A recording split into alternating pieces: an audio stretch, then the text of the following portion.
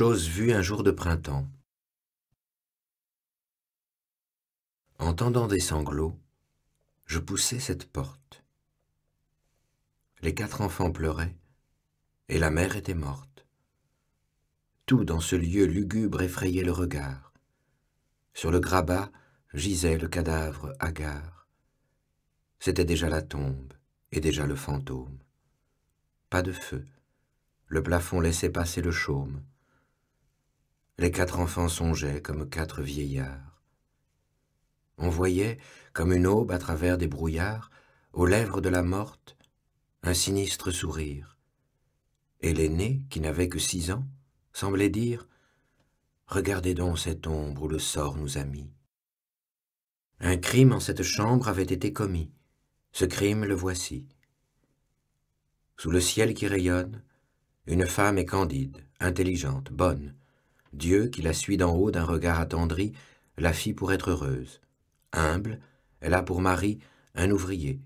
Tous deux, sans aigreur, sans envie, tirent d'un pas égal le licou de la vie. Le choléra lui prend son mari. La voilà veuve avec la misère et 4 enfants qu'elle a. Alors, elle se met au labeur comme un homme. Elle est active, propre, attentive, économe. Pas de drap à son lit, pas d'âtre à son foyer. Elle ne se plaint pas, sert qui veut l'employer.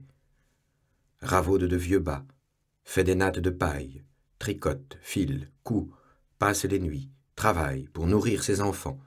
Elle est honnête, enfin. Un jour, on va chez elle, elle est morte de faim. Oui, les buissons étaient remplis de rouge-gorge, les lourds marteaux sonnaient dans la lueur des forges, les masques abondaient dans les balles, et partout, les baisers soulevaient la dentelle du loup.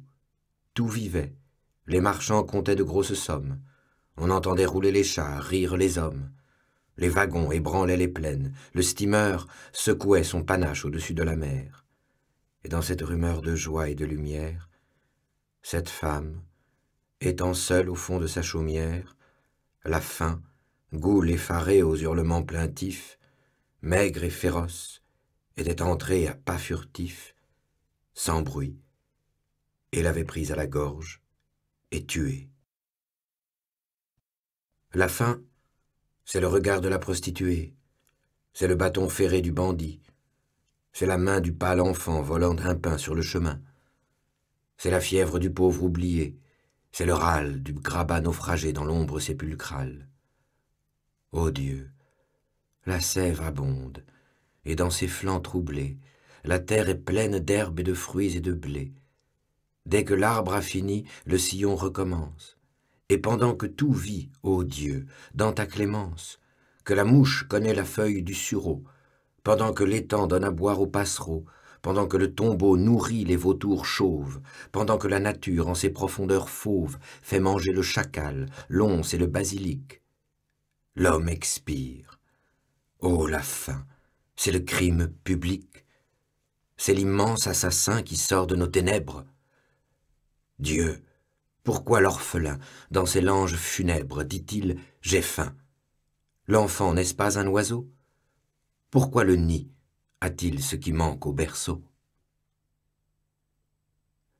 Avril 1840.